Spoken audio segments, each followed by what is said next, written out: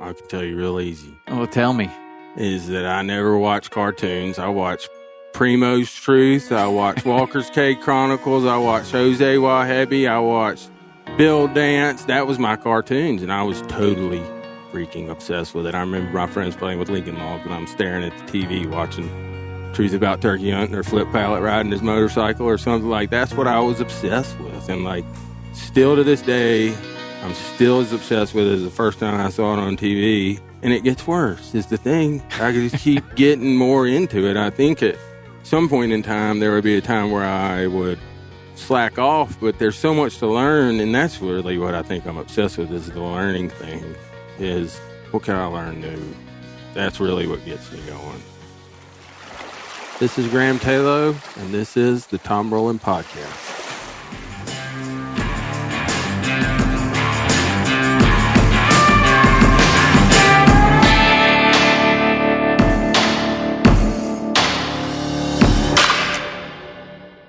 Well, that was Graham Tayloe, and if you ever hunt with this guy, you'll understand that little story. This guy is obsessed. He is completely obsessed, and he's my favorite person, really, outside of my family, my dad, my boys. Graham's probably my favorite person to hunt with, and every time I go, I learn something from him. He's a great woodsman. He's a great hunter, and he knows a tremendous amount about his quarry. So this is going to be a great conversation with Graham. I know you're going to enjoy it, and not just hunting. Fishing too. Graham is a great fisherman as well as a great hunter, but that all goes in together to make him a great woodsman and just to know a lot about what's going on in the natural world. I'm sure you're going to enjoy this podcast. Let me tell you a couple things before we get started. We have a website, saltwaterexperience.com, that has undergone some major changes. Lots of great stuff up there, including more articles and videos and behind the scenes and photos and all kinds of stuff there. So go to saltwaterexperience.com if you're interested in what we're doing on the television show and what we're doing on the water. We just got back from a big shoot down there at Hawks Cay, and Hawks Cay is looking better than ever. The fishing was as good as it's ever been, and the weather actually cooperated this time, which makes for me to be very, very happy. We have another dedicated website to this show, Tom Rowland Podcast, TOMROWLAND podcast.com. You can go there. There's the articles there are a little bit more robust as far as the guests, and it's a little more podcast oriented. And if you would, do me a favor. It would make such a big difference if you would go to iTunes, if that's where you listen to the show, and rate and review it. If you could give it a 5-star rating, I'd be so happy. And if you could review it for me, that would be even better. Those reviews keep adding up, and I would love to get a few more.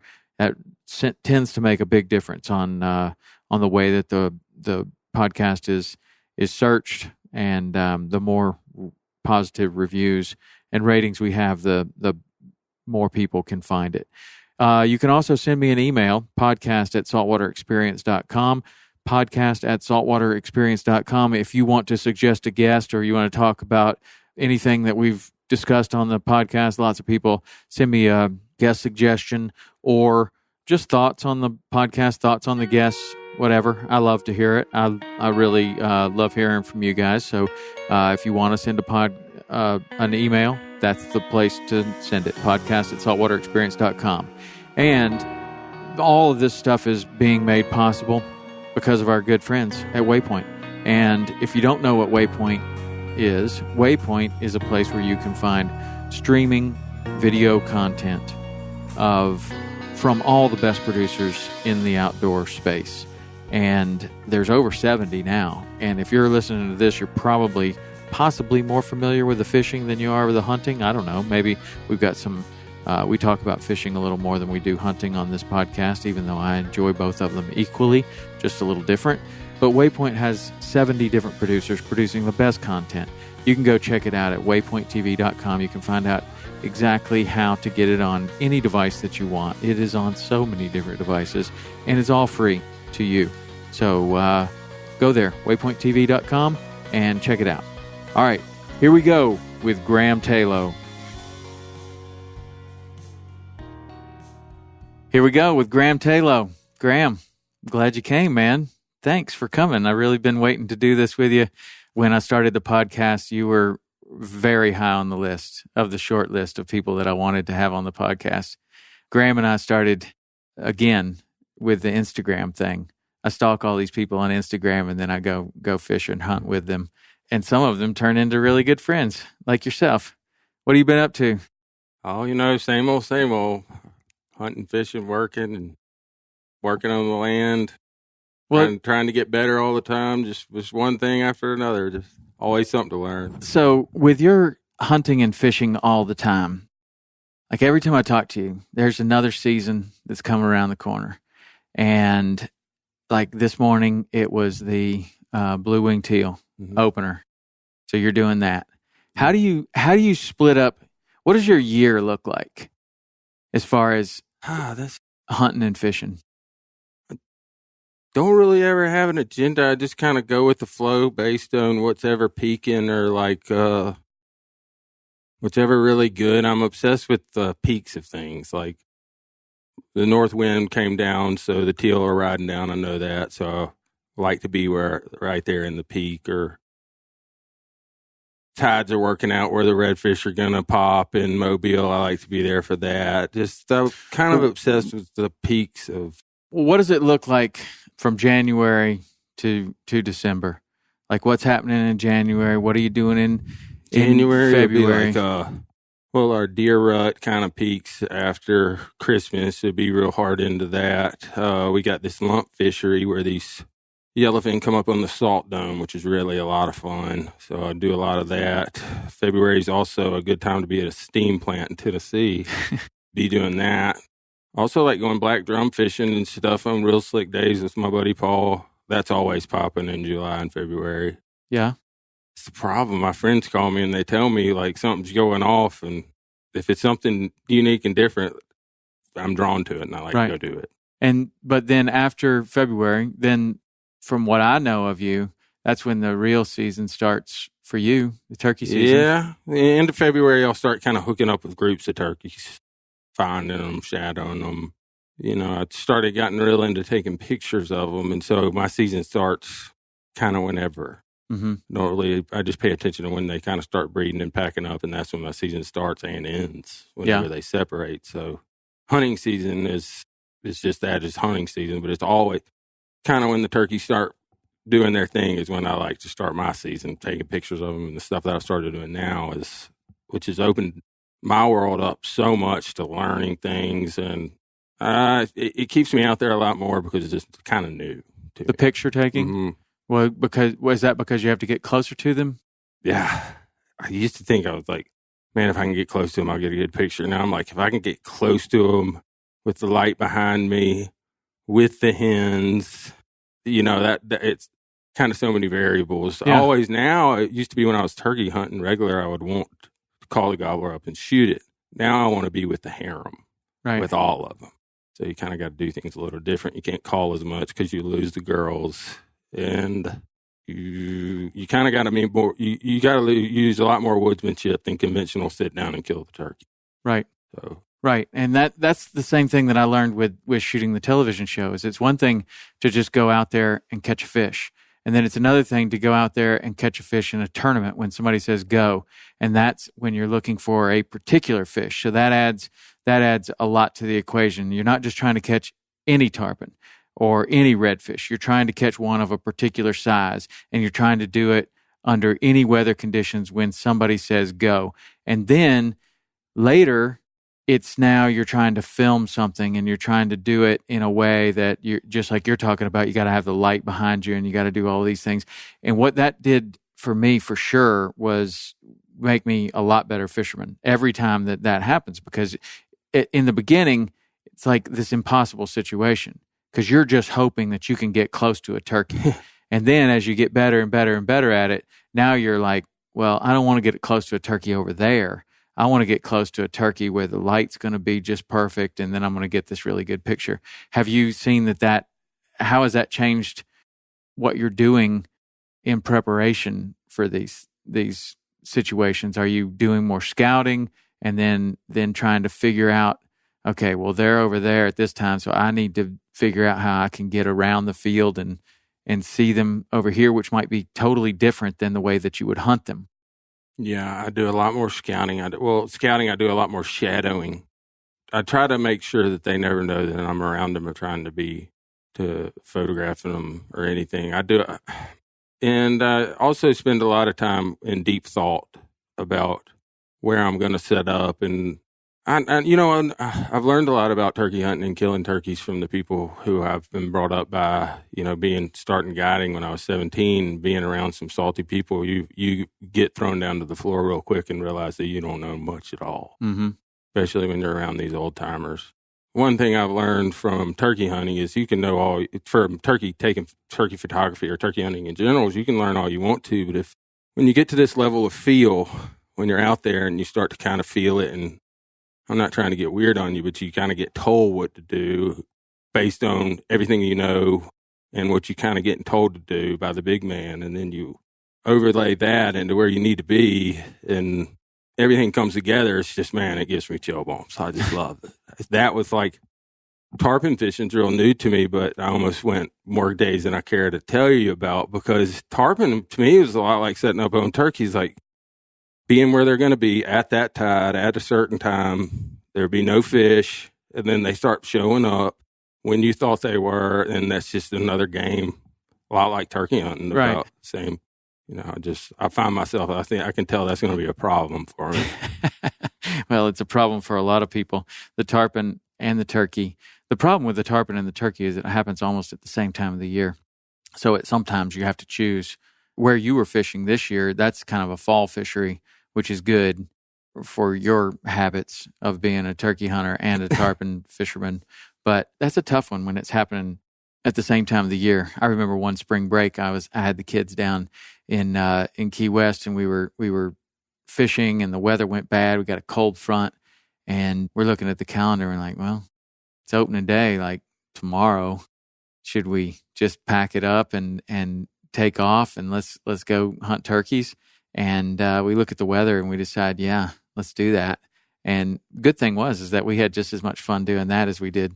Well, we actually had more fun being successful at turkey hunting than we did being unsuccessful at tarpon fishing because the weather went bad, Yeah. But the problem is that at least our places are a long way away from one another. So after the turkey season, then what? May's kind of a good time.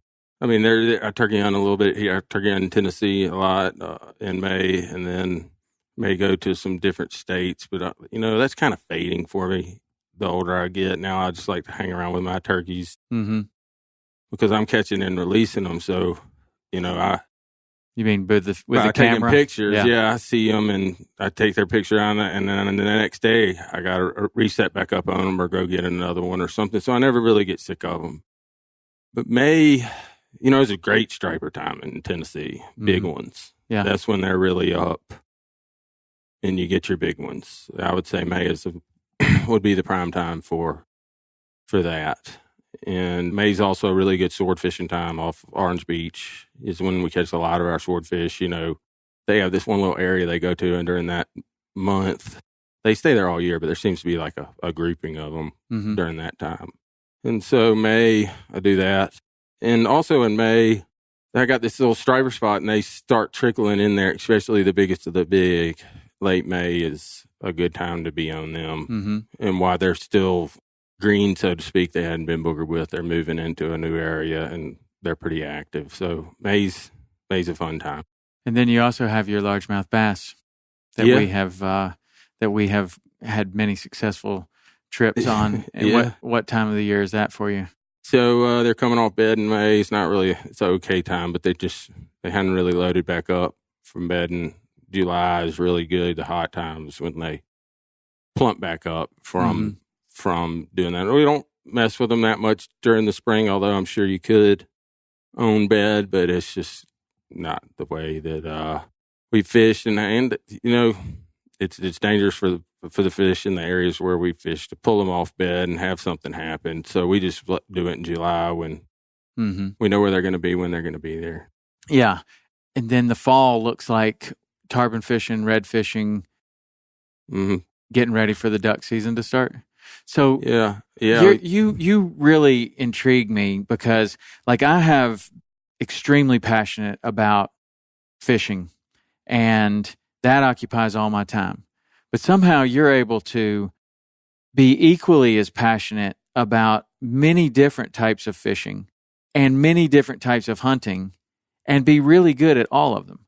And so No. no, you really are. And especially the turkey hunting, and especially like what you've been able to do with the stripers and the largemouth bass. And it's really impressive. But I just want to kind of know, like, how did this all start for you? Like you have such a wide area of interest and an area of experience, all the way from sword fishing to turkey hunting. How did this start for you as a kid? Like, I can tell you real easy. oh, tell me. Is that I never watched cartoons. I watched the Primo's Truth. I watched Walker's Cave Chronicles. I watched Jose Wahebi. I watched, Bill Dance. That was my cartoons, and I was totally freaking obsessed with it. I remember my friends playing with Lincoln Logs, and I'm staring at the TV watching Truth About Turkey Hunting or Flip Pallet riding his motorcycle or something like that. That's what I was obsessed with. And like, still to this day, I'm still as obsessed with it as the first time I saw it on TV. And it gets worse is the thing. I just keep getting more into it. I think at some point in time, there would be a time where I would slack off, but there's so much to learn. And that's really what I think I'm obsessed with is the learning thing is what can I learn new? That's really what gets me going. Yeah. Is learning something that I didn't know or, and a lot of times the things that I learned in the outdoors were the most common sense things that I've overlooked, Like what? Yeah, so much, like setting up on a turkey, best ways to kill a turkey are don't get too eager. Don't let them know you're after them. And if you're in a good spot, sit there, Thing about feeding a tarpon that I never know is one of the, especially our beach tarpon is one of the most common sense thing that I've never thought about. I mean, I'm sure people who are listening to this know exactly what I'm talking about, but I'm not going to say it. The redfish thing, like, you're in an area with bait, just wait for them to pop. Don't be running all over the bay waiting. If you're in an area that's a good green field, I relate it to hunting is the food's there, everything's there. If you just follow it, eventually predators will be there at some point in time. Yeah. So all kinds of different things like that get me going. I can't really say. So when you were a kid, did you just spend time watching this stuff on TV, or you were out there doing it? Yeah. So when I was in second grade, I guess my parents got a divorce, and I was kind of on my own. Not really on my own. My dad would take me hunting and fishing, but not to the point that would fuel my fire. So we had a country club right down the road, and in the morning, I learned real quick when I was young, the best way to catch something is something on the hook with a heartbeat, not something with a plastic, none of that, those lures or anything. So most days when I was younger, 8, starting to maybe younger than that, heck, I'd get dropped off at the country club and I had my rod and reels, a pellet pistol shoved in my golf bag, and a couple golf clubs for effect.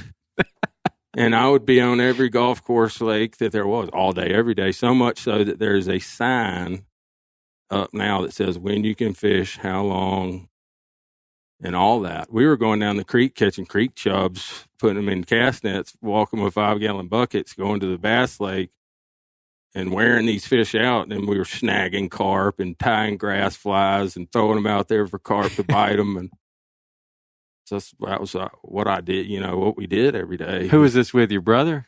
My brother and a guy named Philip Mash, Bergen Ken, a guy who I still fish with today, one of my good striper buddies. That's what we did every day.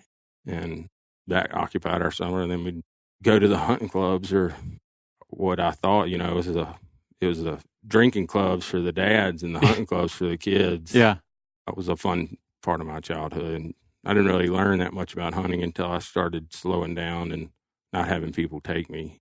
And when does that happen? Like when you get a driver's license? When I was, definitely when I got a driver's license. Then you're kind of on your own. I mean, I was that's on my own. The first time I went turkey hunting, And my dad took me out there and he showed me how to do it.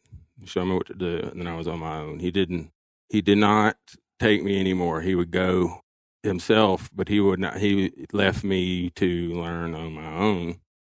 It was hard for a long time, but I started learning that I needed to find out people who were better at a young age and learn from them. Looking at TV, looking at whatever. There was no internet. Like right now, kids can go on YouTube, and if they really have the fire, they should be able to learn pretty good amount of stuff. We didn't have that back then. You know, we had VHS, cassette tapes, and books like by Tom Kelly or something like that. But then when I was 15, I had these two guys, George Mayfield and Max Adams, that were very instrumental in teaching me how to do things. But they too would kick me out and have it be on my own. I never really had anybody walk my hand through it, except for maybe this guy, Max Adams from Livingston.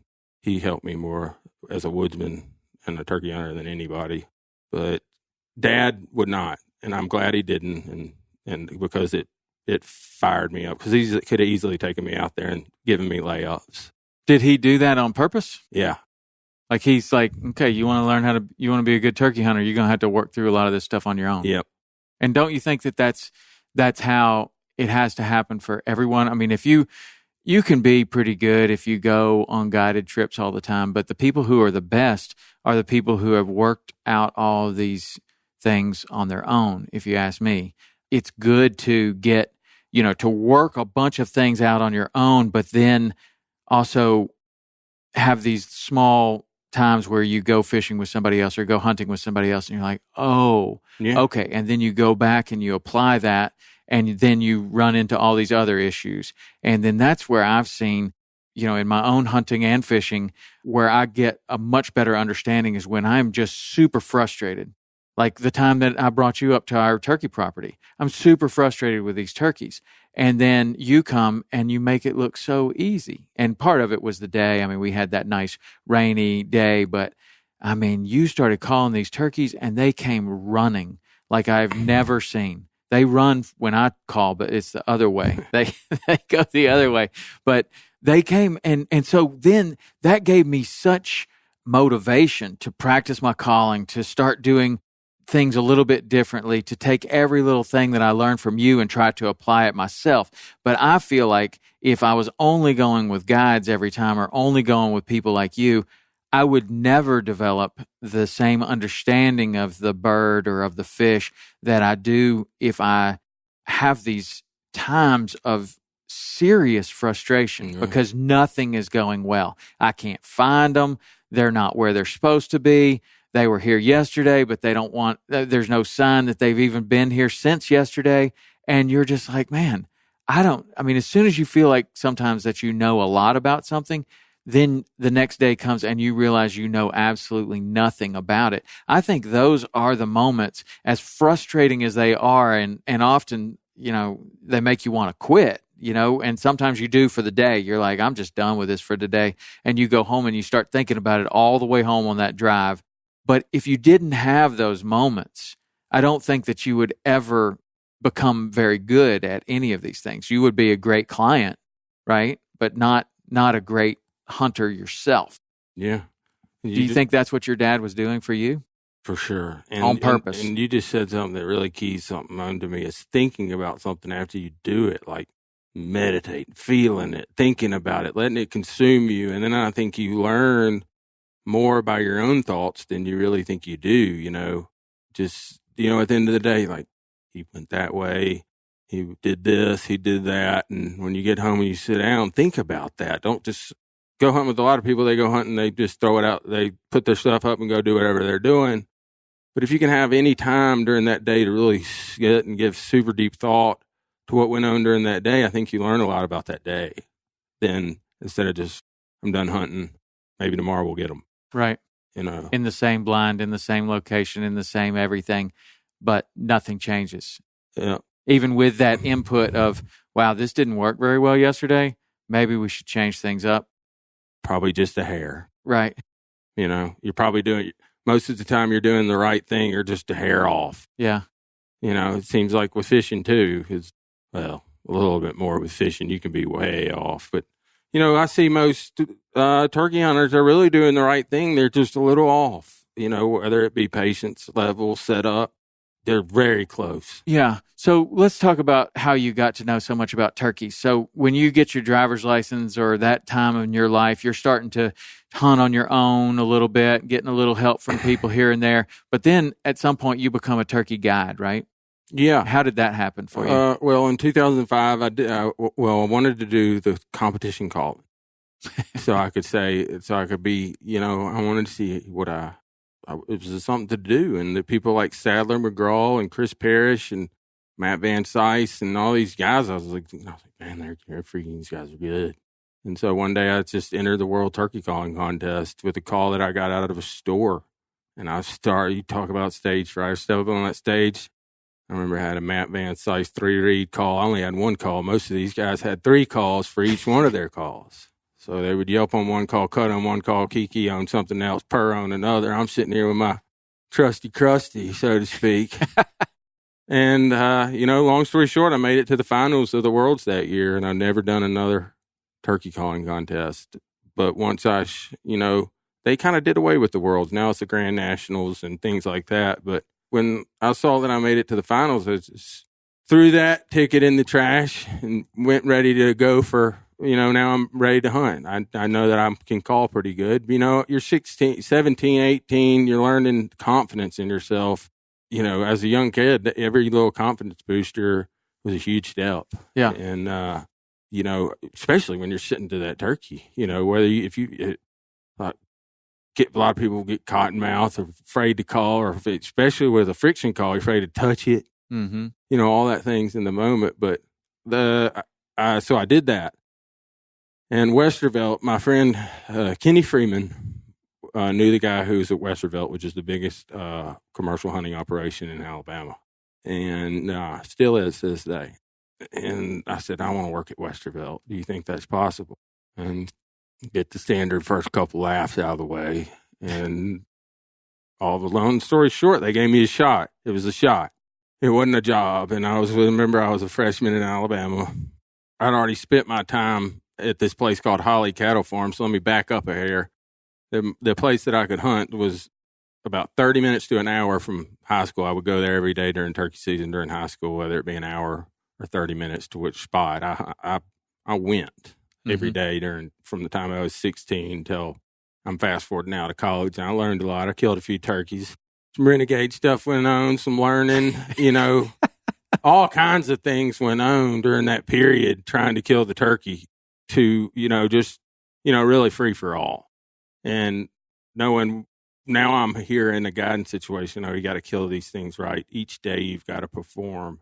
And excuses don't count when you come back to the lodge with no bird. Remember, there's a guy, Steve Cotney, he gave me the shot. He was still this day, I owe him more than anything for my outdoor career than he knows. He may not ever listen to this podcast. He probably doesn't know, but he was our head guide at Westervelt. And Steve stands at probably 6'7". He's a giant. He's a gentle giant. He walks out there, but most days they came back out of a 45-day season. Most days he would come back with a turkey. So with this guy named Jeff Oglesby, he was the other guy. And this doesn't have anything to do with calling. These guys could go out there with no call and come back with the turkey. And so I started learning tons about woodsmanship and where you need to place your butt and how you need to be confident and be still. You may can yelp at him or get him to gobble at you a couple of times, but you better sit there for a long time if you really want to kill one. Like if I was starving today and had to kill a turkey, or somebody said, I'll give you a certain amount of money to kill a turkey, I'd go out there, yelp at him one time. If he gobbled, I'd sit there until he died. And that would be how you would kill him. They're always normally going to come unless they're super haremmed up, and then you got to know that and fold. So there's this guy, Junior, at Westervelt. He was 90 years old, and he literally came back with the turkey every day. 90 at 90. He did ballroom dancing and guided turkey hunts. And so he really attracted me, and he lived in Tuscaloosa. So most days to guide, I would ride back and forth to guide with him. Uh-huh. And just listen to him talk and learning from him and learning about slowing down. So that's when I started slowing down in my turkey hunting. And, I'm first one to force one on the turkey, but it's all really about slowing down big time. if you really want to kill a lot of turkeys. So I learned a lot about slowing down from him. I learned a lot about habitat from several people, which is all this comes full circle to making you a good turkey hunter is you got to understand where they want to be, why they want to be there. And then you got to understand what not to do, I think, more than what to do. Learning what not to do at Westervelt was fast because now I got a hunter who's normally there. He's on a corporate deal. Half the time they want to be there. Half the time they don't. Yeah. Probably his first turkey hunt. You got to assume that. And so I can call the turkey up and kill it on my own, but how do I get this guy to kill it and this guy to move right? So I started learning about that. And this is when you're 18, 19? 19, 20, freshman in college. Okay. I didn't do any fraternities or that deal. Opening day of bow season, I was sitting in the fraternity room, and they told me that I was getting ready to have to miss the day because I had to go do something. I walked right out of that room. I never did another fraternity ever. All my friends were in the fraternities, but not me. I did not. Straight down to Sumter County. It was a 30-minute ride to my fraternity house. It was where I went every day. And so I didn't go to school in the spring in college. I did miss the spring semester. I just worked at Westervelt and turkey hunted in the afternoons when I was done working at Westervelt. So I would say I learned most of my stuff after I got done working at Westervelt each day when I'd go hunt midday turkeys with my buddy George and Mac, just because they literally are the best Indian outdoorsmen that I know to this day. What makes them so good? I mean, to hear that coming from you is a pretty high compliment. And it's kind of a thing where they're in the woods a lot, and they just, you just kind of start to feel things different, I think, when you're in the woods a lot.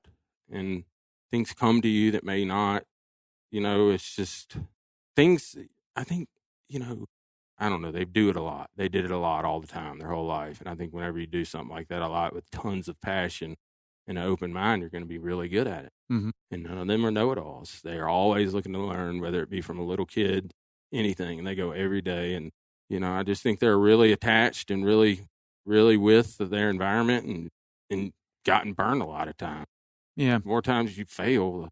Let me ask you this. When you got a guy like yourself or those two guys that have been doing this their entire life and they're super plugged in and basically killing a turkey every day or being successful at whatever they're doing every day, and then you throw in to their world game cameras, electronics, how does that affect a person like that? Because I know how it did with my own fishing career. I learned how to navigate in the Florida Keys in the dark without GPS, right? And then when we got GPS and it got better, at first it wasn't a big advantage, but then it got better and better and better. And now it's like, whoa, I can do some things now that I never dreamed possible before. So when you've got these guys and yourself that are doing this and growing up in the woods and just spending tons of time in the woods, and now you have something like a game camera that becomes affordable, available, how does that change things for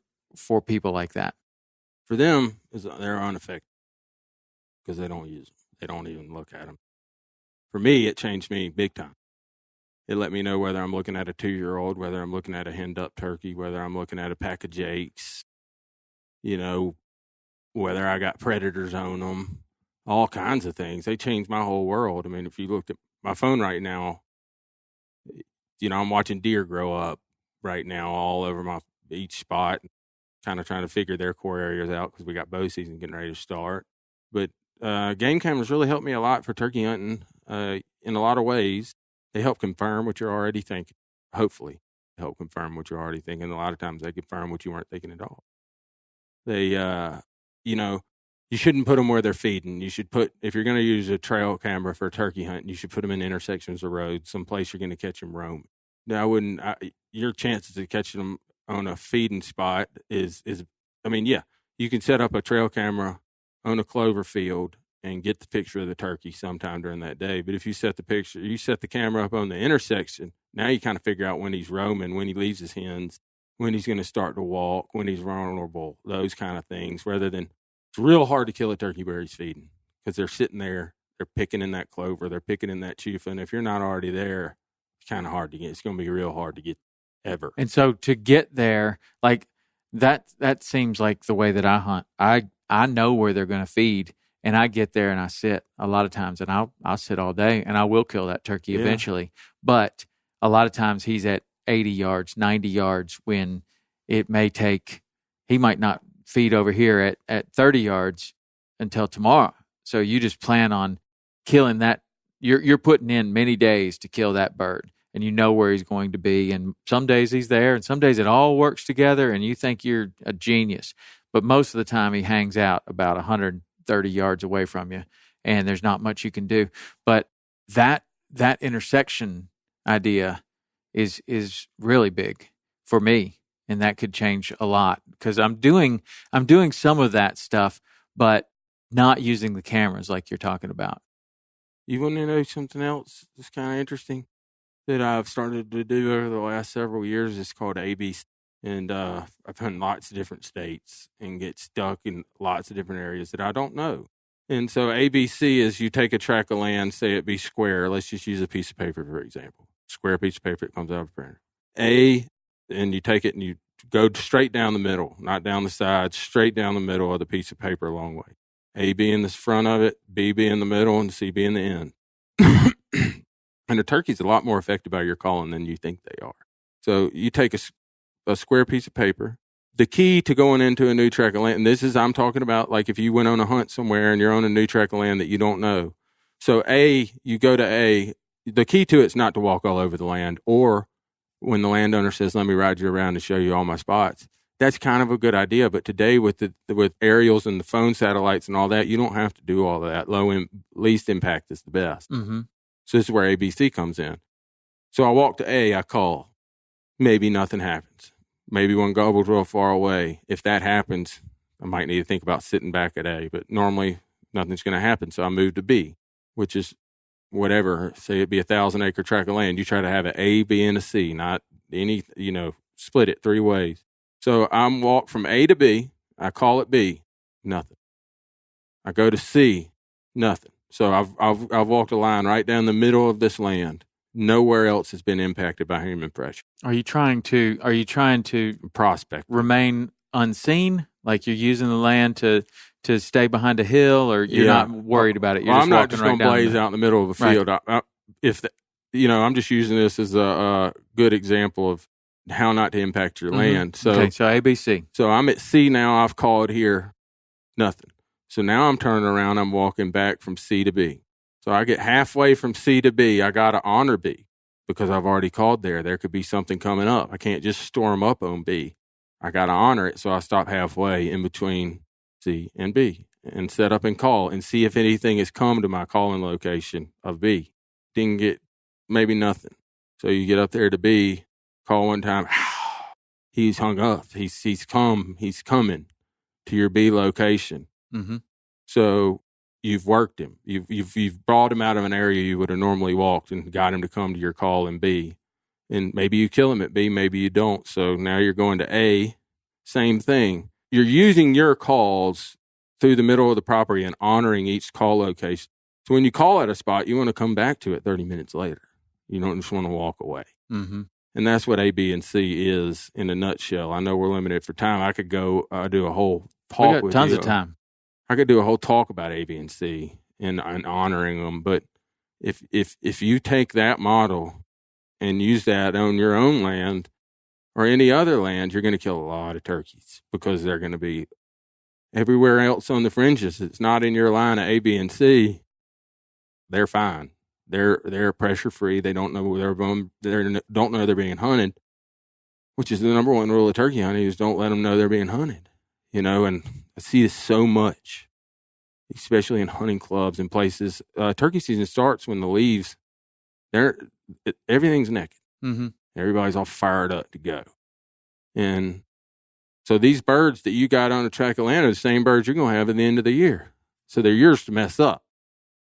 So by being fired up and eager to go in the season, the worst thing you can do is loop the land calling, trying to find something that's going on. You want to barely enter, work something, or find your entrance and exit point and have that be the way that you hunt.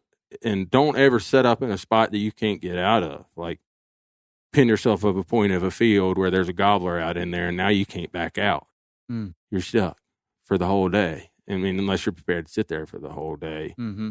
The older I get, the more I see that the turkeys are there. You can kill them, but you just cannot let them know they're being hunted. So how does this affect, like what we were talking about right in the beginning? You're talking about now in this stage of your turkey hunting, you want to photograph them and you're shadowing these turkeys. Mm-hmm. So now, using that ABC principle, how do you find these turkeys that you're going to shadow, and then how are you staying behind them so they don't know that you're there?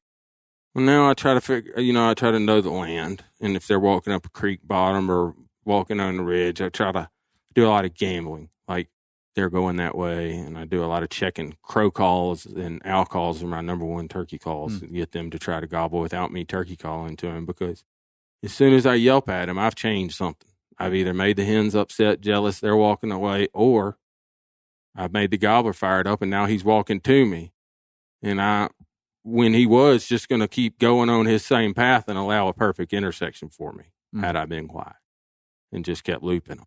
And so I hunt that way a lot now, by using locator calls. But what about when you're not wanting to hunt them? You just want to shadow them and you want to follow them and you want to find out where these things are going.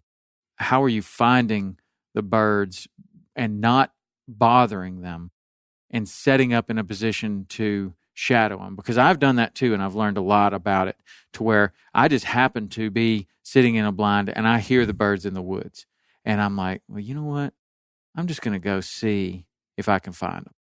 And then there's trees and everything. I'm not going to get a shot, and they're moving away from me.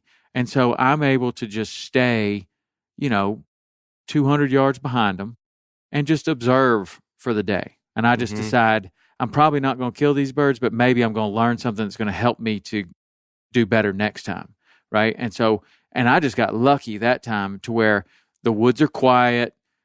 There's not a ton of leaves around. I'm able to just kind of stay behind these birds, and if I move slow enough and I let them get ahead of me, I can keep going. And they're making all kinds of noise and racket, scratching on the ground and everything. So it's not hard, to hear them over a hill. And I don't go barreling over that hill. Mm-hmm. I just let them stay there, and I just know they're there, and I just listen and listen and listen. And then sometimes maybe I'll crawl up and maybe see if I can see them a little bit, but then I'll let them walk off, and then I'll go and sit. And then I can hear where they are. And I'm about 200 yards behind them or 100 yards behind them. And they, I've learned a ton like that. So if you want to do that, how do you suggest that you find those birds and not bother them and get in a position to where you can follow them? Burn a morning. Listening to them, especially if they're gobbling, is burn a morning and gain intel. Especially a virgin morning when they haven't been hunted before the season. Because most of the time, wherever they are is where they really want to be before they're boogered with. A lot of times, just because it's your day to hunt, and you may have the whole rest of the season, it's best to burn a morning and gain intel than it is to go out there without that intel. Because most of the time, they're so habitual unless you get them out of their deal. And getting them out of their deal with negative pressure? Yeah, over-eagerness or something, calling too much, there's a lot of things you can do to get them out of their deal. Yeah. Well, that's cool. That I'm really looking forward to this turkey season, because I think I'm gonna be a little bit better than I have been in the past, because I've learned a little bit, but I didn't get to hunt as much as I thought I was going to last year, and I had all these grand plans of things I was going to be able to do, but fishing got in the way. That's a good thing. Yeah, it is. It is. So the turkey guiding, how long did you do that? I did it for, it was probably about from the time I was probably 18 to 20, I think 27, 28. Really never fell out of it till I still do it now, but with kids and people with first time turkeys, but probably 30 years old is when I stopped. Yeah. But I mean, you're still out there and hunting with a lot of people like me that need to learn a lot about turkey hunting. It's not guiding necessarily. It's kind of hunting with your friends or your... Yeah. I just stopped liking to take, I got to where I want to be with people who want to be there and who are fired up. And same with fishing, who are just really fired up. I'm really attracted to super passionate people who who are super into things. And the guy that I get, I mean, I'm thankful for everybody that I met along the way, but the guy that I get who's there on a corporate retreat, and I'm out there trying as hard as I can at something that I love so much. And for them not to have that same fire, I can look over there and tell they're really not into it. I just kind of fell out of it. Because they're asleep. They're asleep, or you're having to tell them there's one coming or something. They're letting their gun down, and you got to be like, "Oh, I see him," to keep them in their game. You know, it's just, yeah. You just can tell their head's not there. They're not in it. Yeah. And so you're hunting a lot now. One of the things that I was very interested with you, and I didn't understand this in the beginning, and maybe I still don't even understand it now in this point in our friendship, but I'm getting to understand it a little bit more. But you have this unbelievable passion for turkey hunting, for striper fishing, for bass fishing, for duck hunting, for deer hunting, for redfish, swordfish, tuna fishing, all of this stuff that occupies your entire year. And at first I was just kind of like, I don't know how you're doing this. Like, how are you spending so much time? How did you design a life or create a life that would support this kind of activity in the woods, in the outdoors?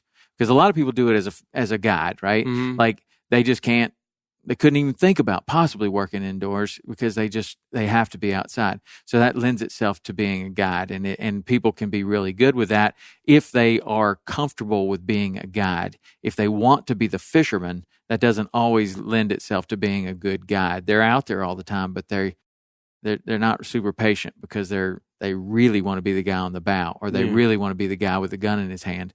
So for you, how are you able to fuel all of these passions?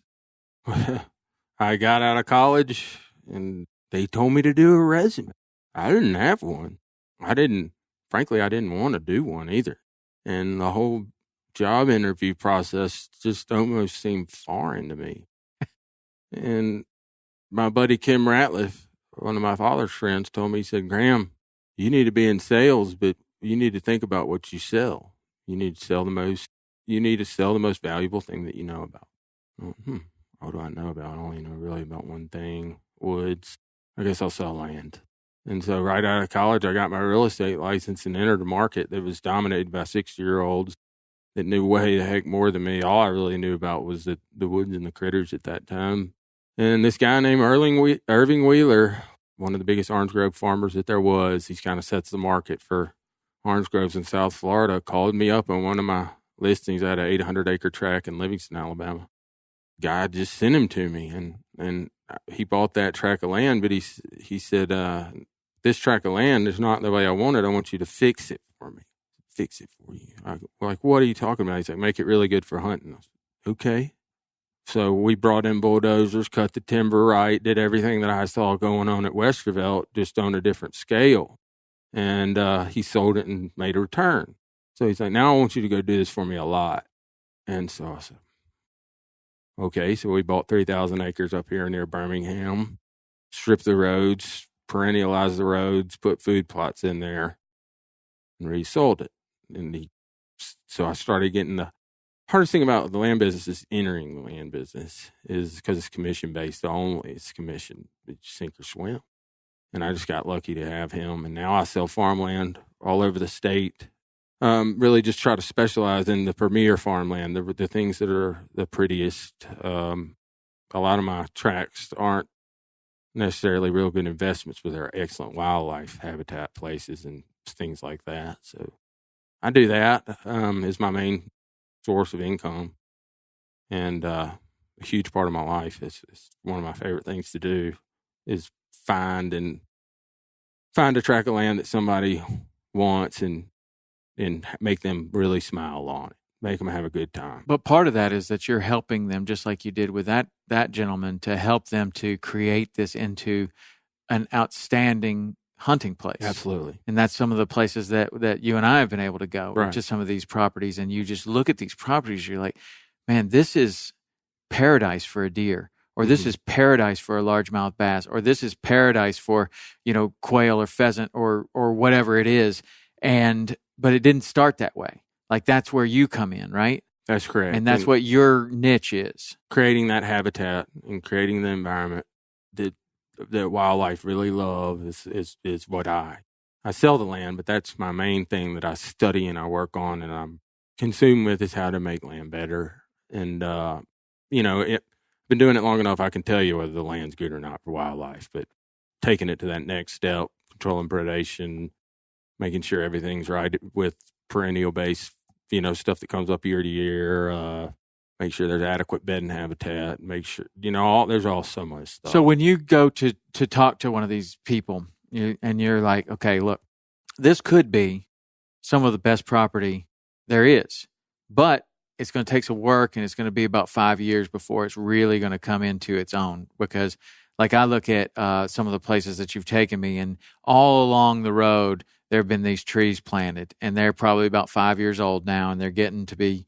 they got acorns all over them and this deer paradise, right? But it didn't start out that way. Right. So when you find your perfect client, that's somebody who is willing to put in the time, money, work to make this, and do they have to understand that this is like maybe a couple years down the road you're really going to see? Most of the time, if they like, I've just worked for one guy right now, and I'm very thankful for him. He's a great guy.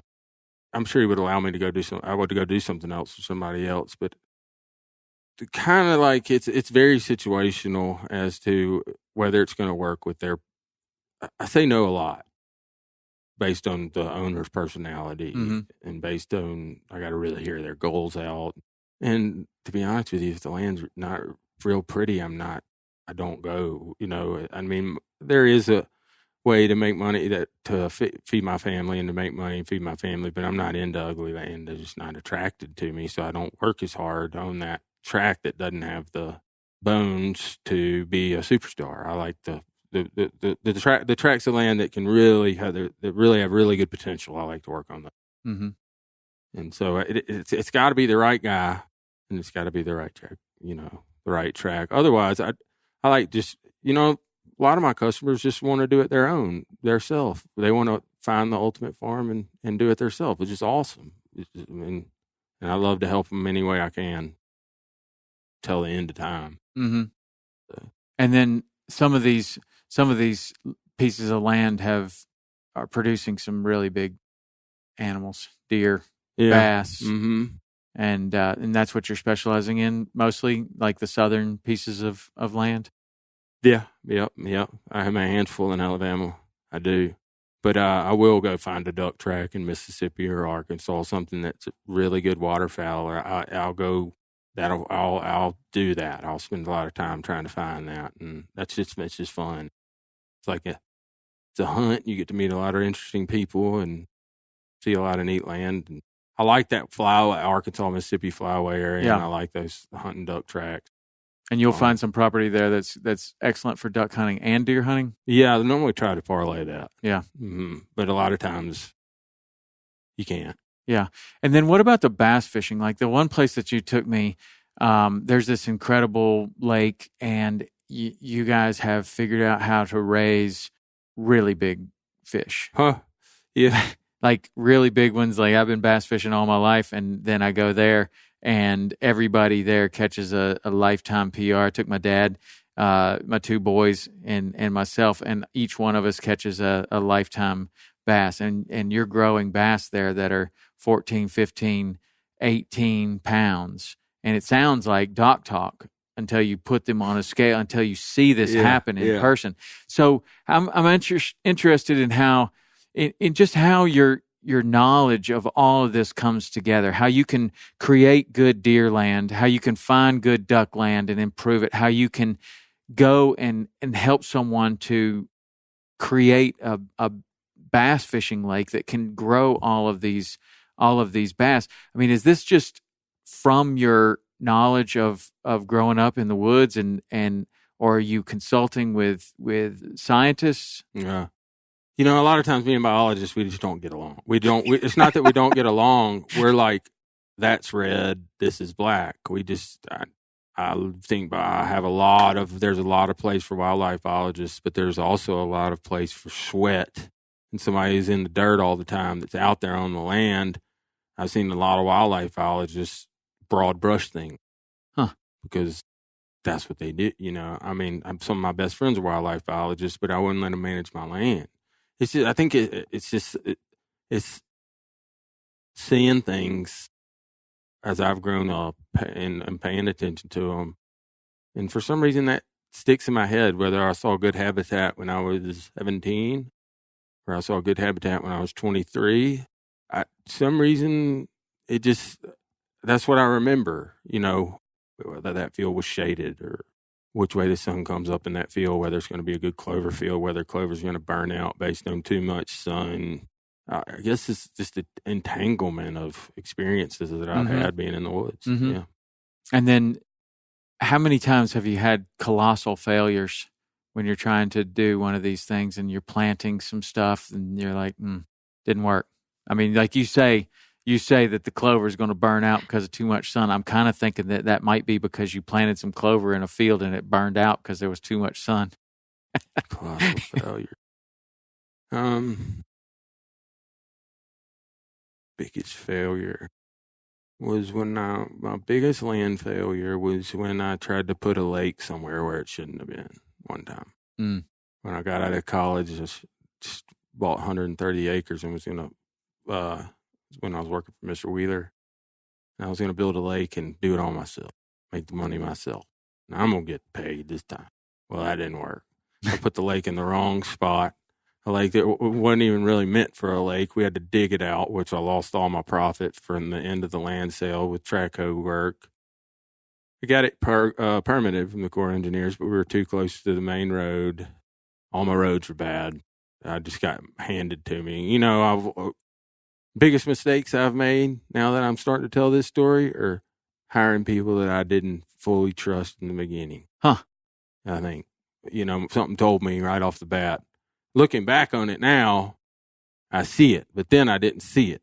Like, I should have known that sounded too good to be true. Or something like that. But I think the biggest mistakes I've made is in the personnel that I've put in position. And now the thing I try to do is surround myself with really good people at whatever it may be, timber, dirt, whether it be a water issue. I try to surround myself with those.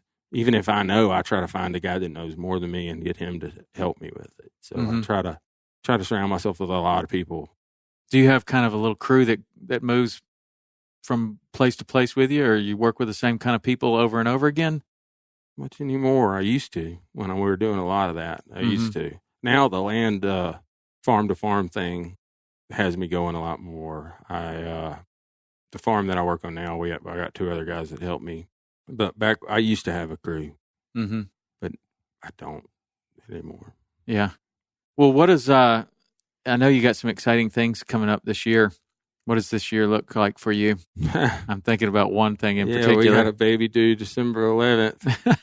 I know that. I remember that because my wife's birthday is December 12th. So maybe it'll come in.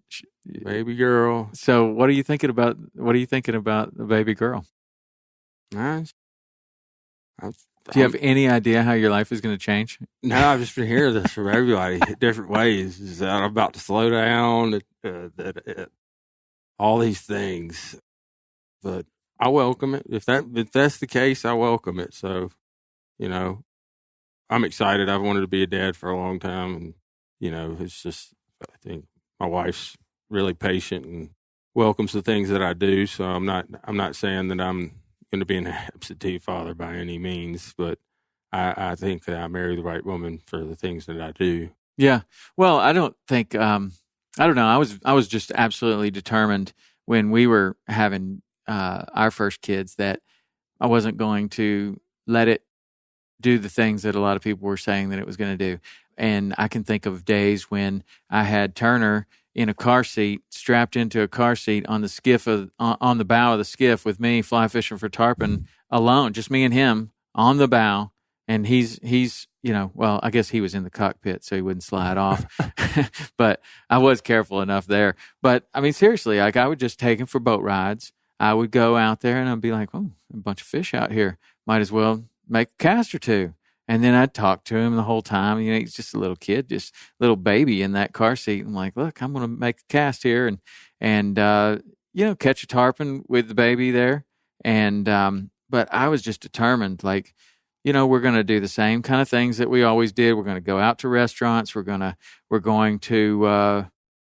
be able to go fishing. I'm going to take him with me all the time. And then it was Hayden, and then it was Hannah. And then I don't know. I think it opened up a very different, it definitely will open up a very different chapter of your life, because now you are going to be going and doing a lot of these same things. And just like we opened this conversation with, now you're interested in taking pictures of turkeys, and now you're interested in taking pictures of deer or whatever, and how that changes the way that you go in. You're not just going in to shoot one and be done with the day. Now, taking pictures of them requires something entirely different out of you and your woodsman skills and everything, so that you can go in there and get that picture with the light right and everything like that. When you have kids, it seems like that does a similar thing, because now you're going and you're like, okay, where can I go that is going to be a short walk in? We're going to be able to be there for less than 30 minutes, and I'm going to be able to show them a turkey. We may not kill one. I just want to show them one, right? And then you start thinking about that differently. And then it's like, where can we go to where your problem with this one is going to be, where can I go so that I can catch a fish within 5 minutes that's not going to pull this kid in, because your fishing holes, you don't want to hook them up to a 14-pound bass on the first try.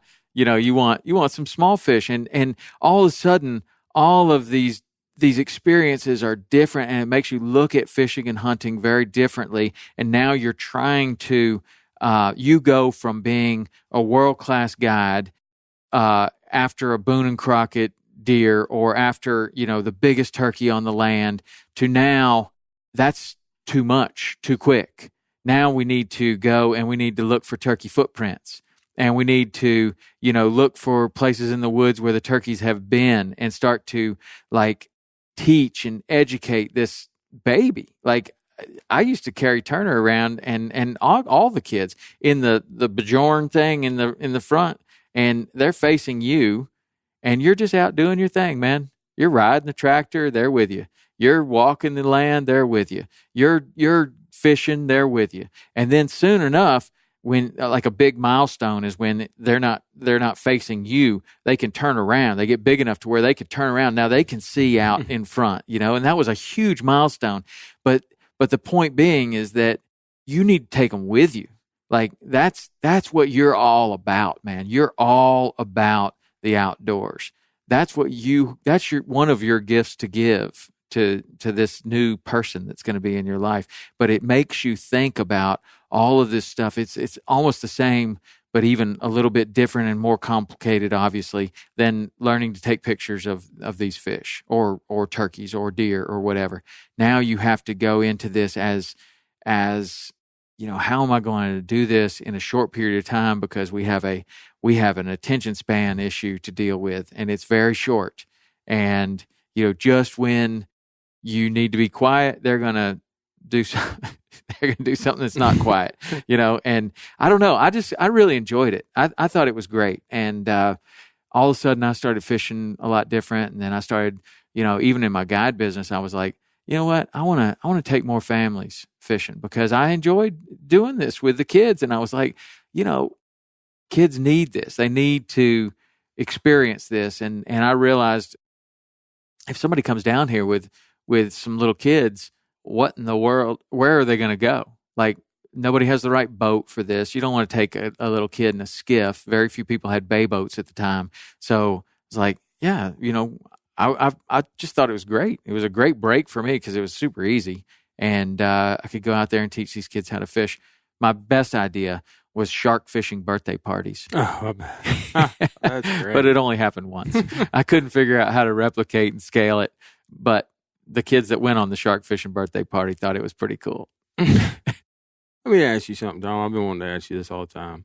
And, we talked about, I hadn't been around tarpon, and I dang sure didn't know there were so many in my home state of Alabama.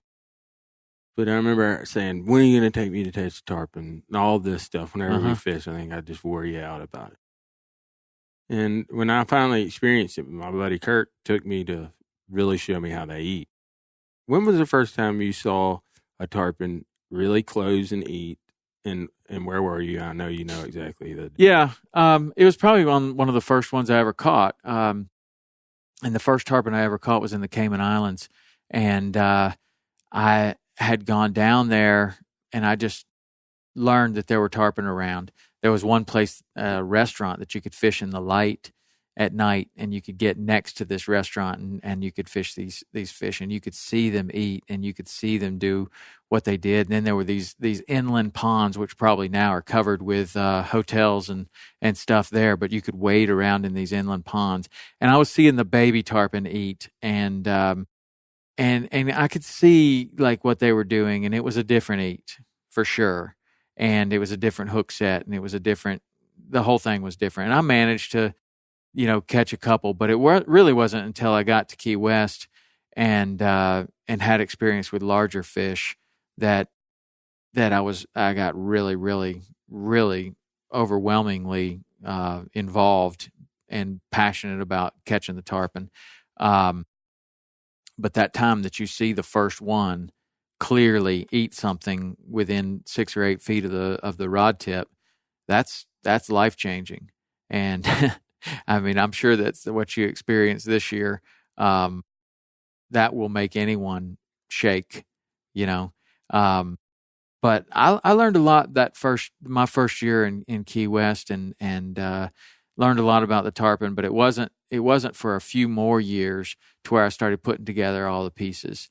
Like you learn a little bit here and a little bit there and a little bit there, and most of what I was doing, or almost entirely what I was doing at that point, was fly fishing. And then, later in my career, I started to bait fish for the tarpon and fish for them with lures and different techniques.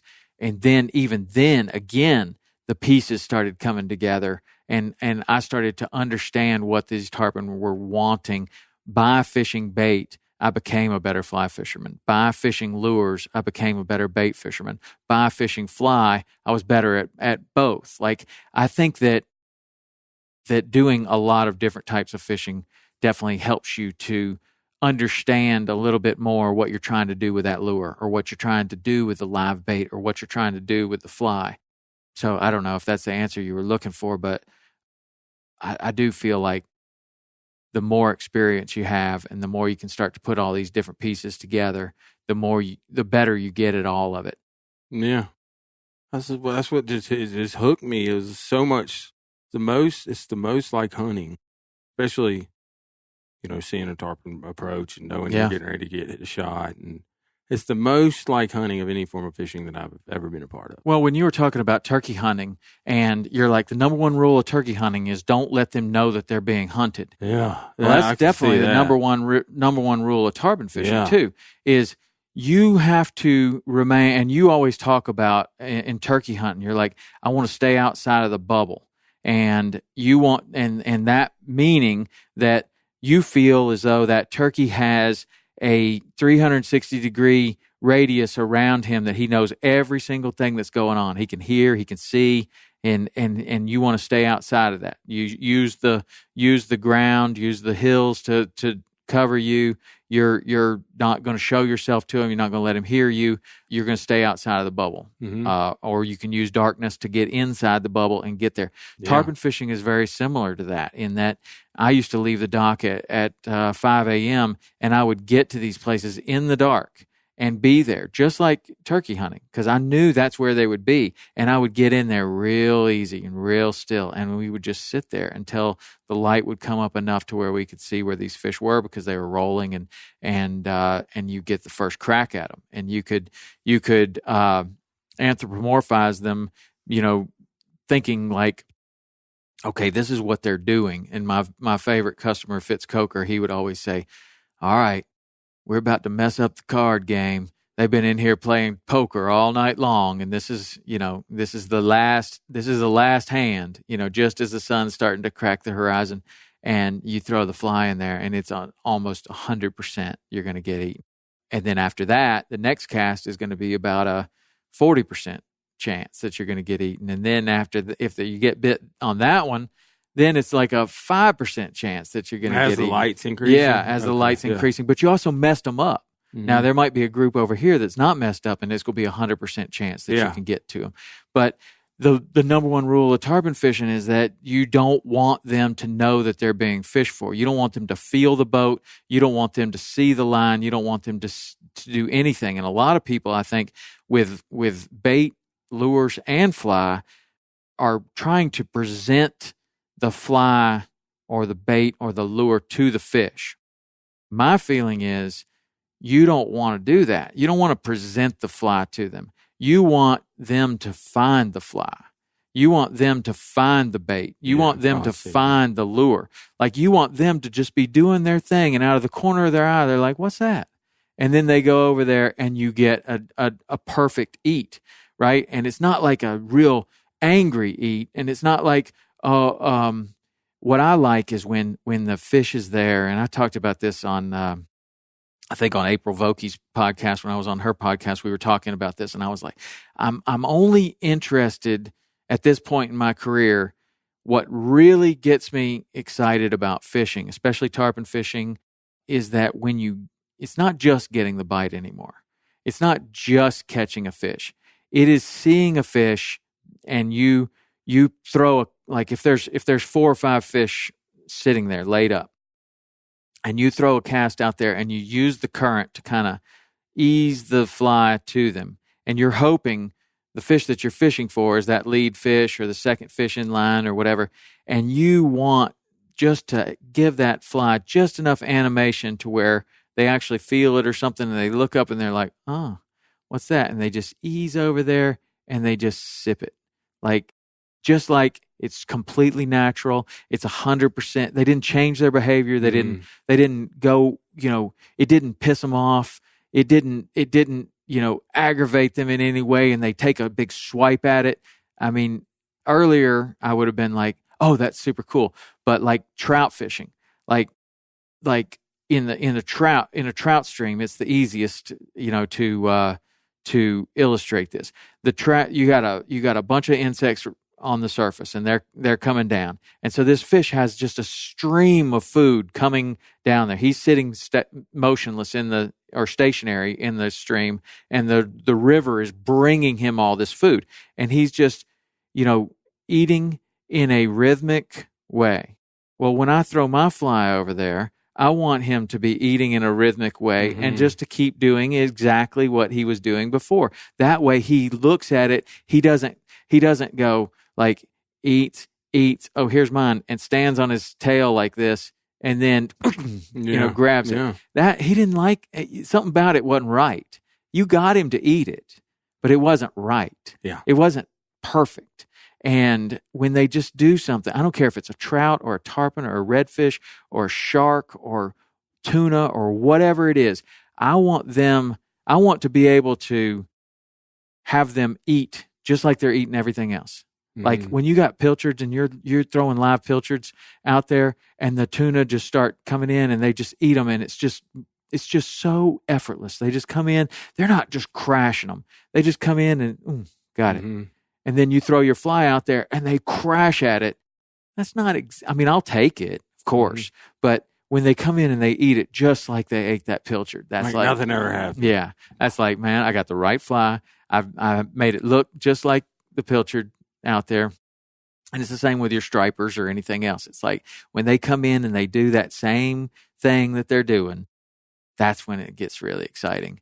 I don't know, but what was your experience with the tarpon this year? I found out that how much more effective I was out of that little kayak with the trolling motor than I found out first I need a flats boat that I can go, especially for beach tarpon. Yeah. And I found out, Tom, I went almost every day once my buddy showed me. I would go 4 days. And I sit out there in my kayak, and I'm there. I don't have anywhere else to run in that kayak. I'm there. I'm overlaying my tides. I'm looking at everything. I'm there. I look at Hilton's and find where the pretty water is on the beach. I get my shot that night.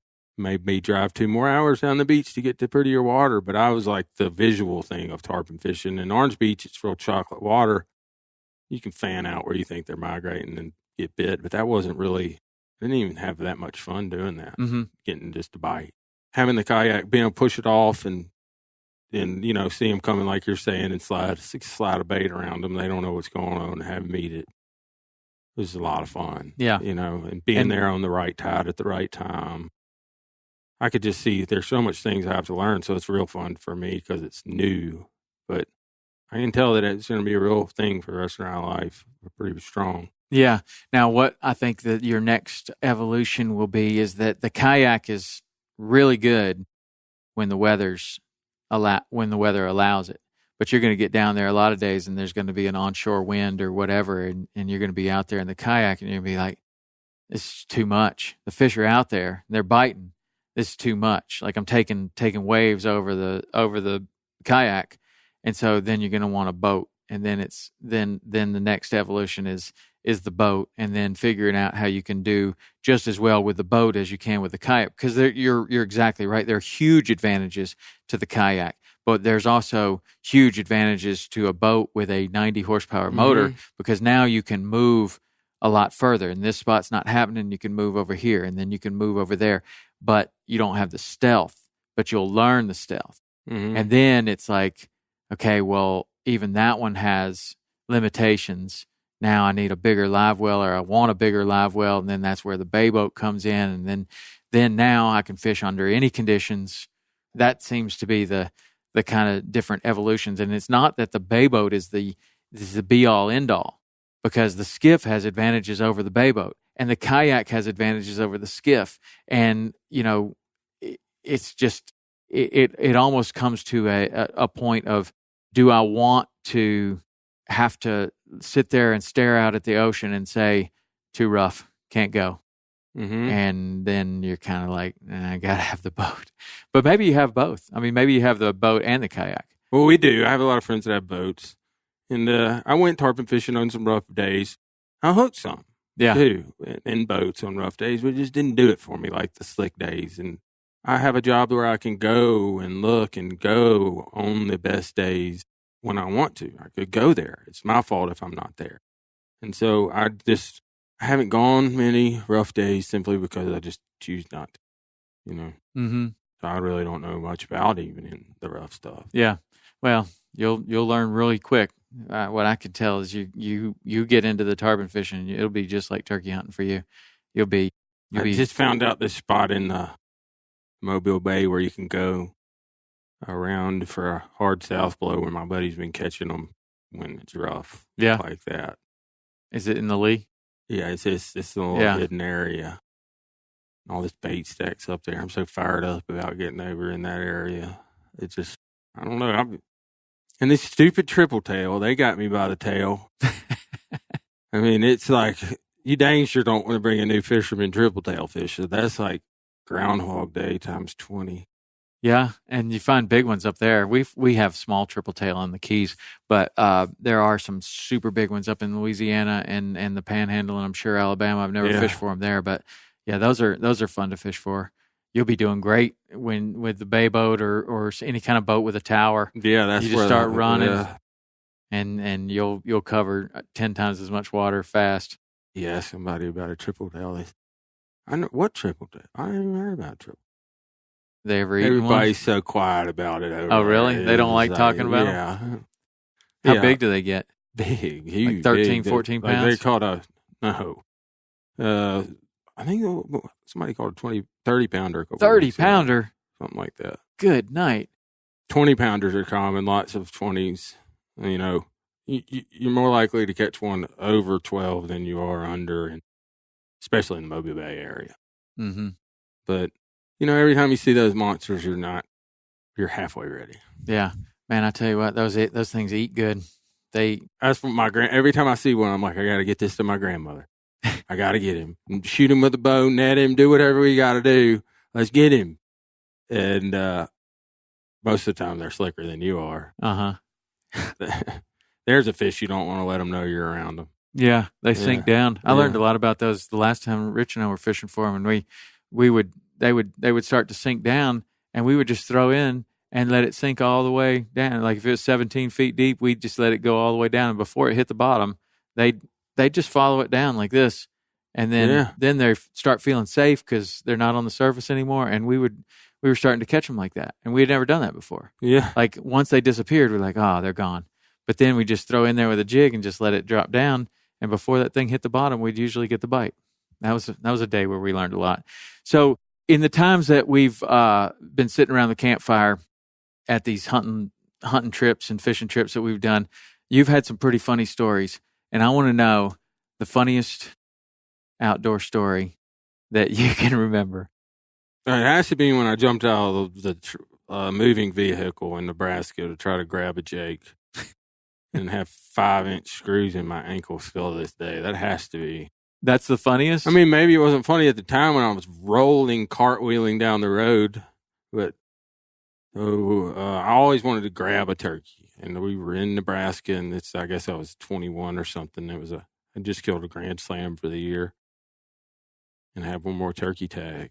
And I saw this jake. It was pinned on the side of the road in between us and the fence. I told the guy, Brett, speed up, Brett. I'll get up next there. Get up next to him. I'm going to jump out. He's stuck between the fence and the road. So I stand on the running board. We're going down the road, and we're getting close now, 30 yards. He's doing 70 miles an hour down this road. And we start to slow down. Well, my sense of slowing down, since he was going so fast, way out the window. So I think I jumped out. We were probably going 15 miles an hour instead of 5. And I remember my feet hit me in the butt. Oh, and I planted. And when I planted, that was it. I just down. And I look at my ankle, and it was like one of those football injuries that they would replay. So the next morning, the turkey flew off, got away. The next morning, where I had roosted the turkey that night, so I kept going that day, and we roosted a turkey, and I could see through the binos, he had a big old monster, like 1.5-inch spurs, big spurs for a Merriam turkey up there, big. Mm-hmm.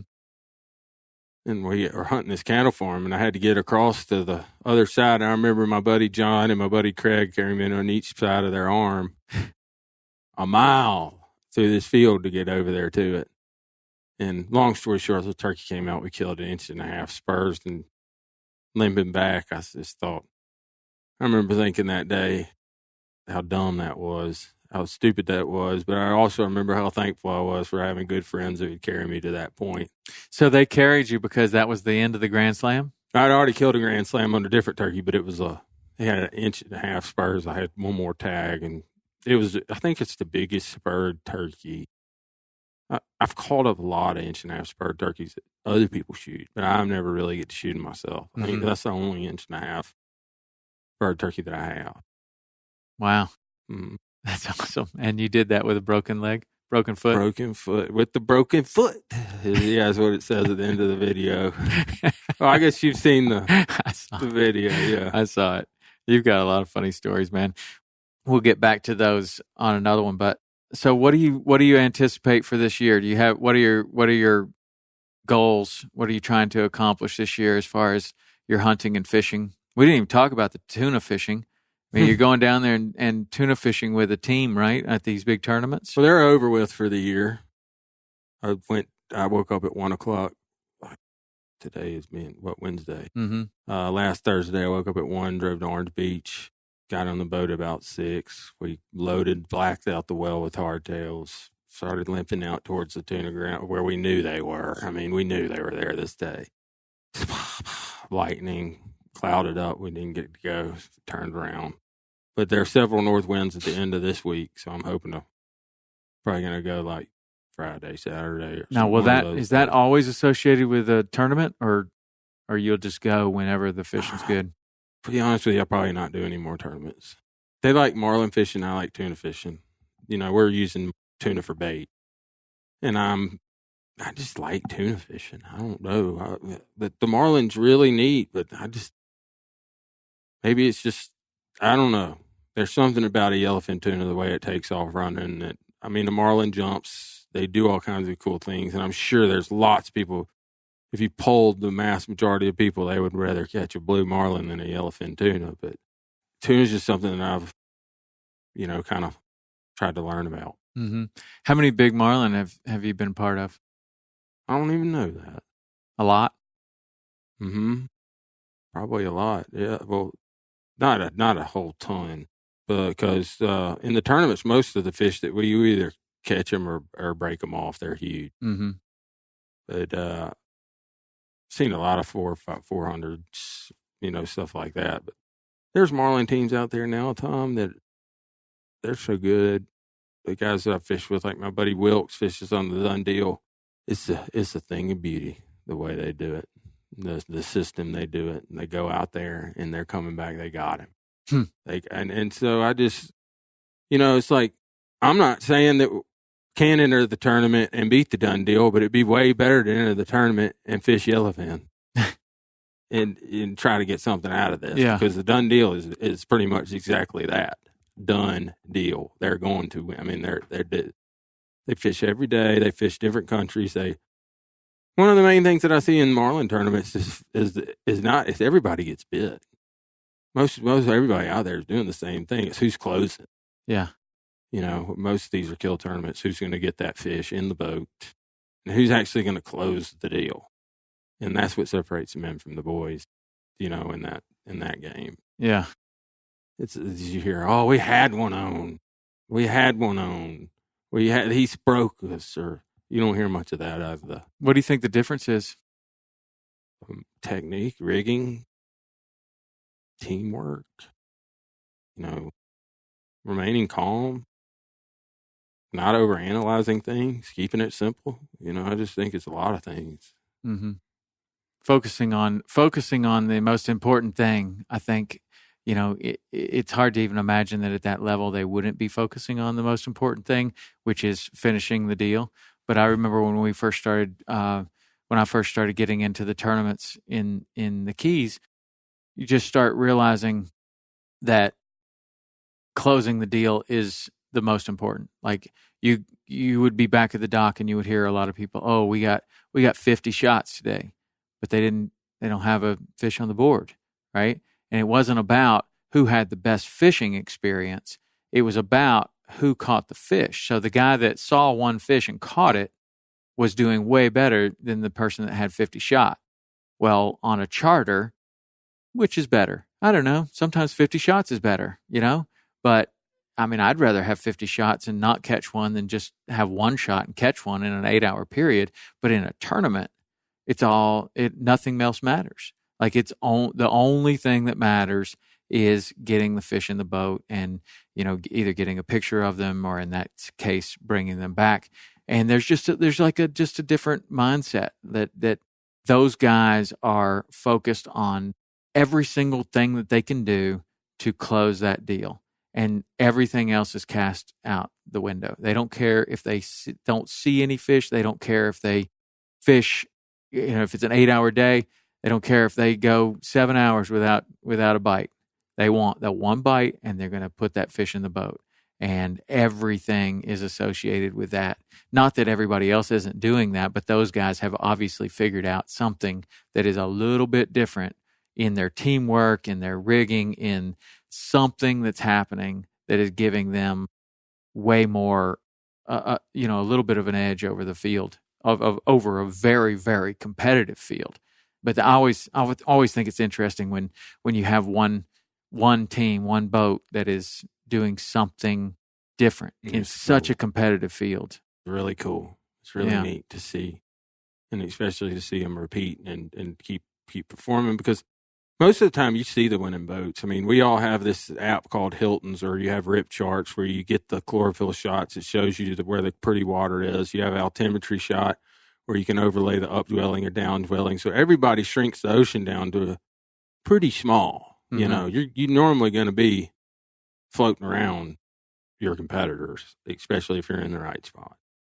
So when everybody's normally doing the same thing.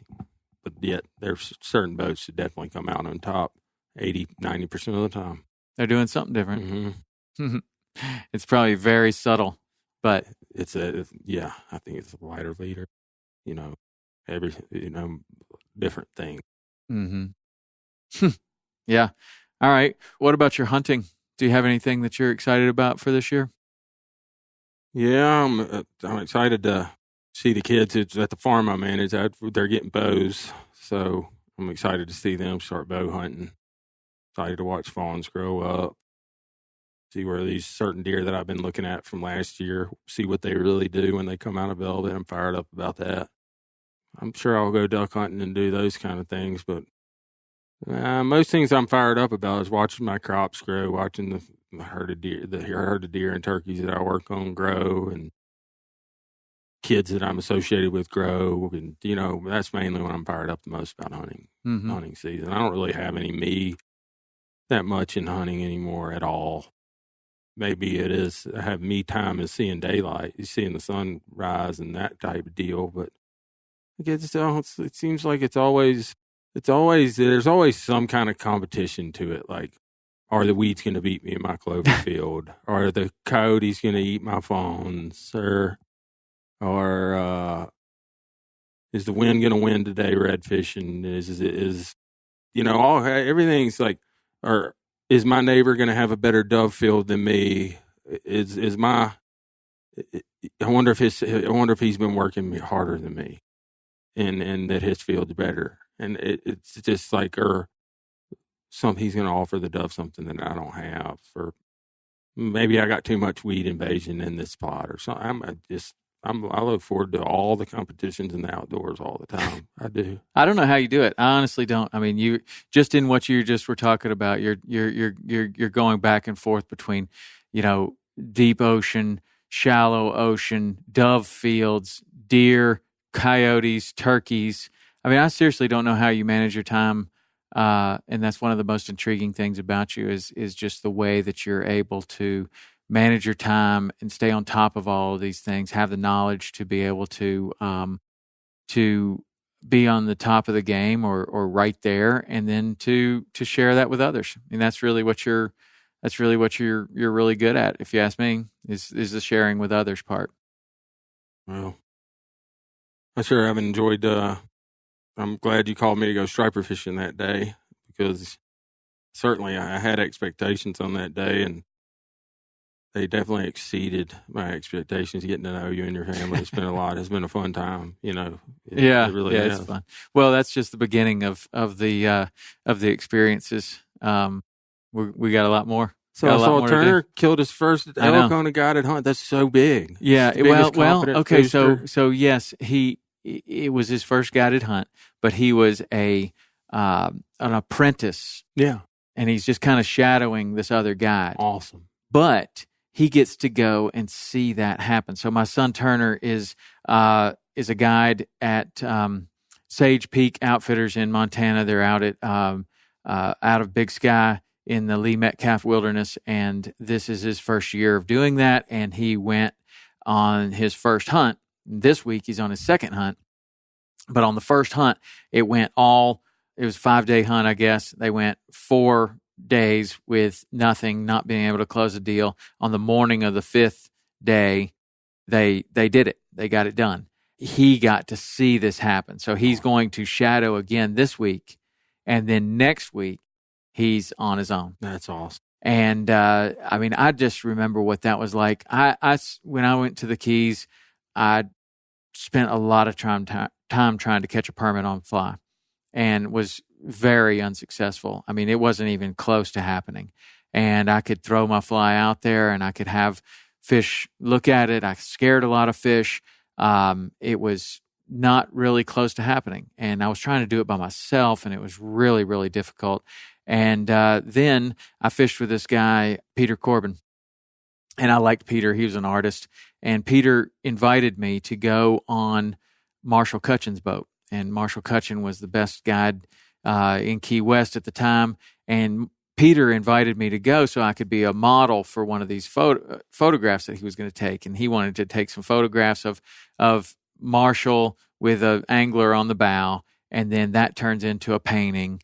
Then he sells that. So, but before we did the photography piece of this day, we Peter and Marshall were just on basically a guided trip. And so I'm sitting on the cooler and I'm watching all this happen. And Marshall just casually pulls into the flat, same flat I fished a whole bunch of times. He, pushes a couple times on the push pole and he goes, yeah, we're looking for permit here. And he goes, oh, there's one right there. And he goes, why don't you just make a roll cast to it? And everything was super patient and calm. And I couldn't even believe how this was going. And Peter goes, oh, right there. And he makes a roll cast to it. And he goes, oh, I've got him. And it just happened like that. It happened. And I just am sitting there watching this whole thing happen.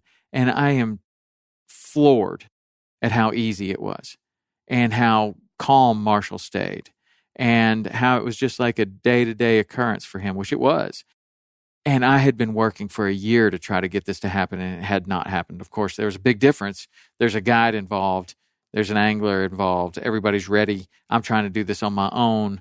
But the point being is that seeing something like that happen gave me ultra confidence that now it was possible and that it could happen. And that's what I'm sure that this did for Turner, of going out there, watching this happen, watching this elk come in. The guy shot him at 74 yards with a bow, and the broadhead went straight through the elk. I mean, it was a good shot. The guy was a very, very accomplished hunter. Just for Turner to be part of that and to see that I think is going to have a big impact on him and his confidence of, okay, well, I've seen it done once. I know it can be done. Mm-hmm. Huge. Yeah.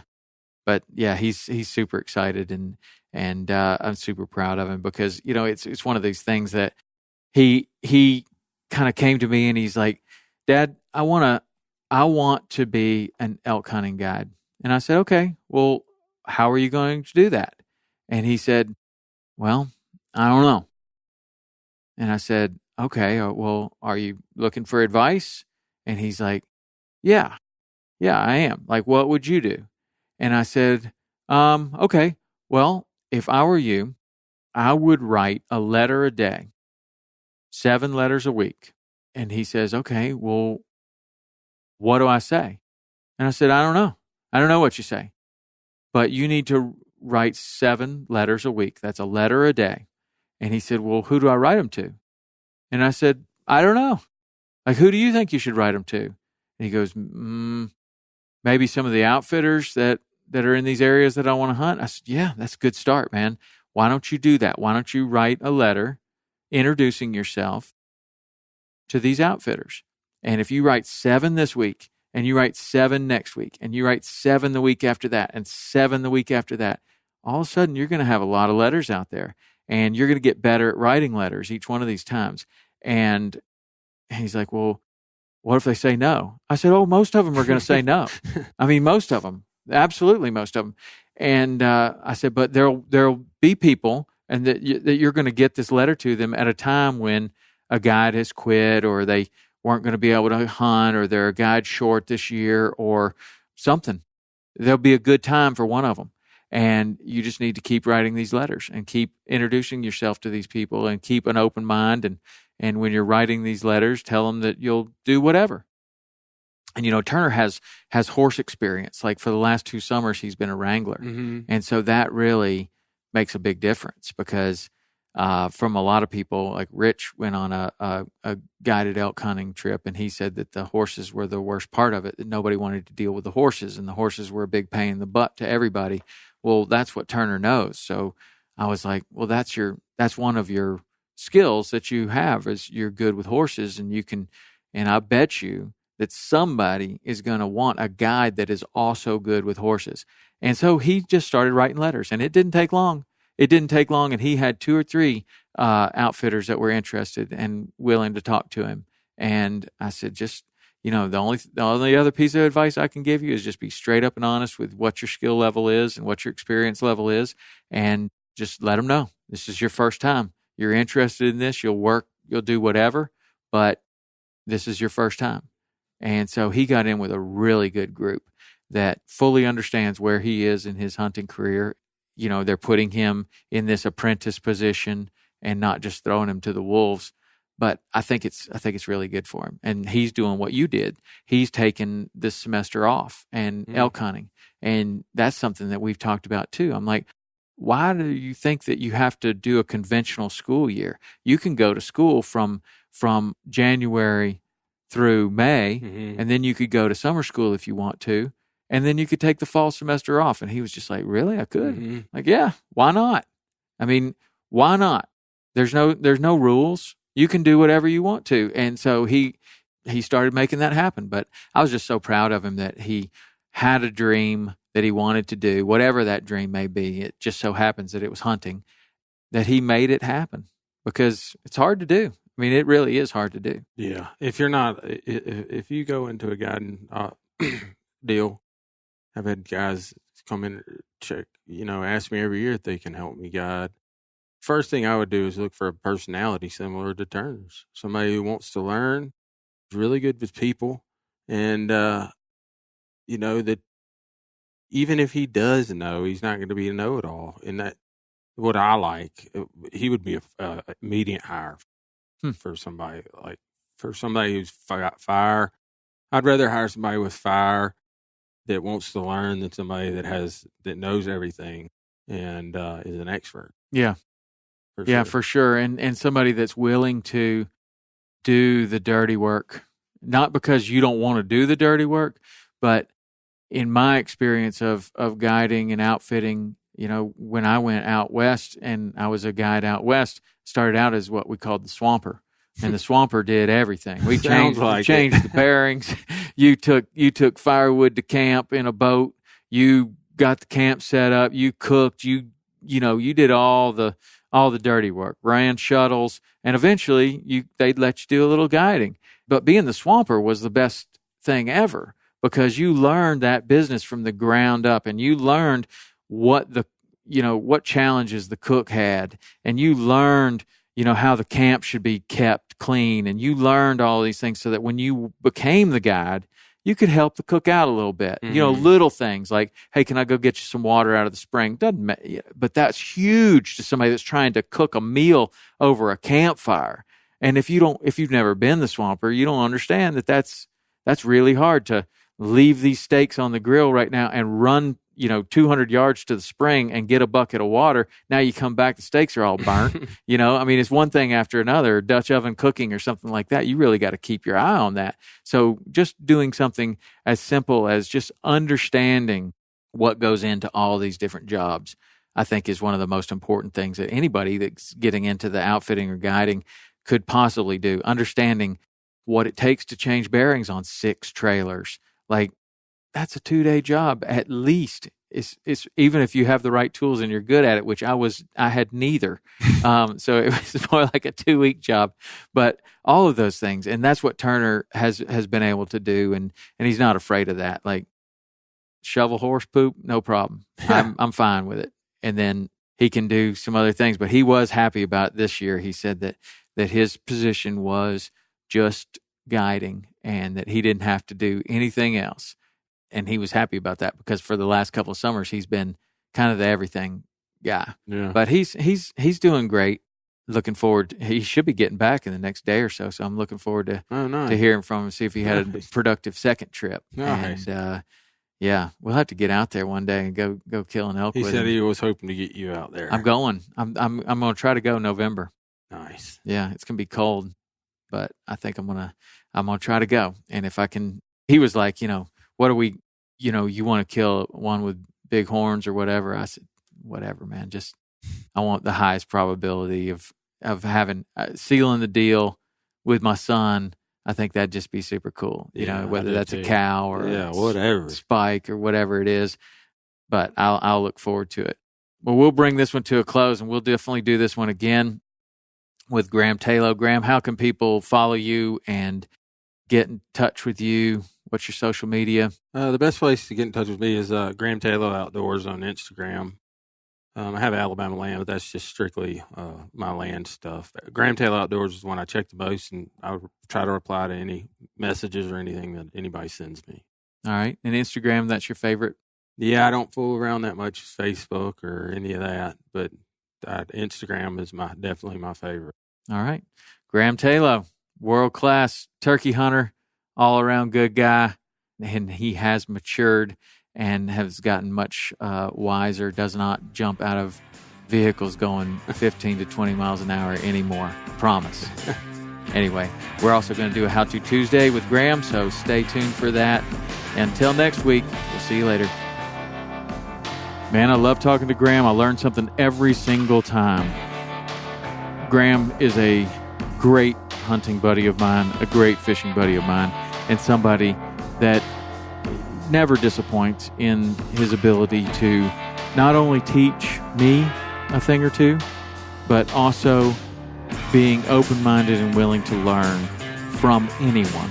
He will be asking my son questions about hunting and fishing and what he observed through the day and see if he can gain some insight. He's going to try to learn from anyone. And really, to me, those are the type of people that I want to surround myself with. People who are interested in learning, people who keep an open mind, and people who realize the more you learn, the more there is to learn, because that's what it's all about in this world, in this outdoor pursuit.